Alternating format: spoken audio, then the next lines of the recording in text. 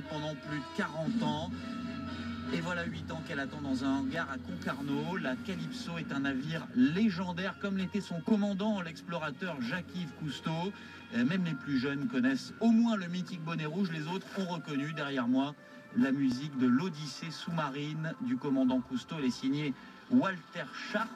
Et bien aujourd'hui, après un long litige, figurez-vous que l'équipe Cousteau doit absolument déménager la Calypso de son hangar, où elle devait être rénovée, sans quoi le bateau sera vendu. Bonsoir François Dorado.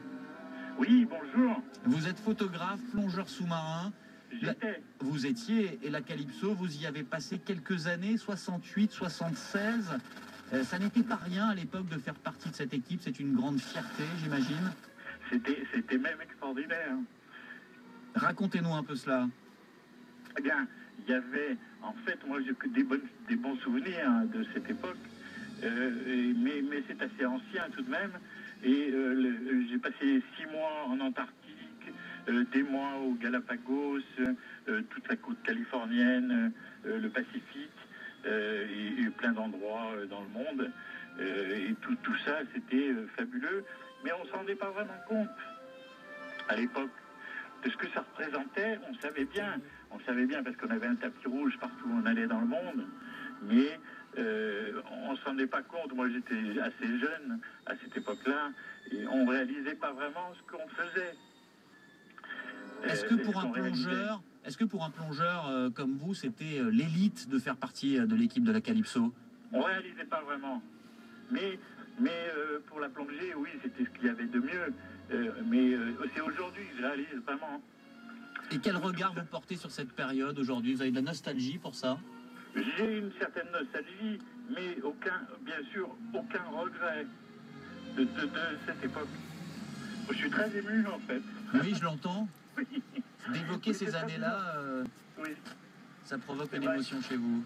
Oui, absolument.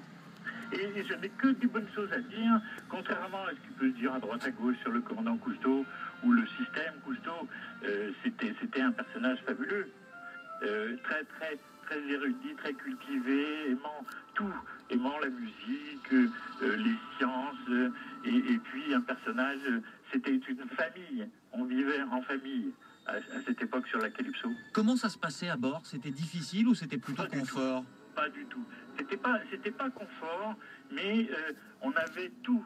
Je veux dire, sur le plan de la bouffe, l'ambiance générale, on réalisait pas du tout. On travaillait, on plongeait, on faisait un film sur les baleines.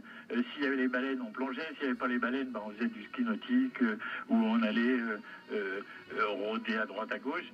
Mais on n'avait pas d'obligation, et particulièrement moi qui étais photographe, j'avais pas de patron en fait.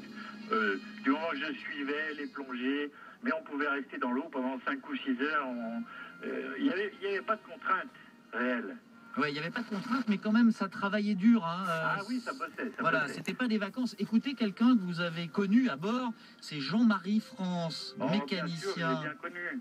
Oui, j'ai bien connu. C'était le chef mécanicien. De 65 à 99 pendant plus de 30 ans.